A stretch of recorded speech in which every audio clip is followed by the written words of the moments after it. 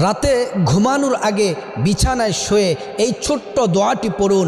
প্রিয় নবী মুহাম্মদ সাল্লাল্লাহু আলাইহি ওয়াসাল্লামের পবিত্র জবান মোবারকে বলছেন, আল্লাহর কোনো বান্দাবান্দি রাতে শুয়ে বিছানায় ঘুমানোর আগে এই দোয়াটি যদি পড়ে আল্লাহ তাআলা জীবনের সমস্ত গুনাহগুলো মাফ করে দিবেন।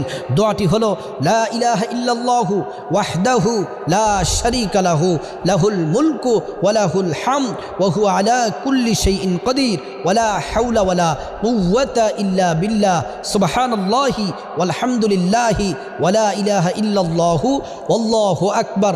আল্লাহর রাসূল বলছেন, যদি রাতে ঘুমানোর আগে এই দোয়াটি পড়ে কোনো নর নারী এই দোয়াটি পরে যদি ঘুমায়, সমুদ্রের ফেনা পরিমাণ যদি গুনাহ থাকে আল্লাহ তাআলা গুনাহগুলা মাফ করে দিবেন।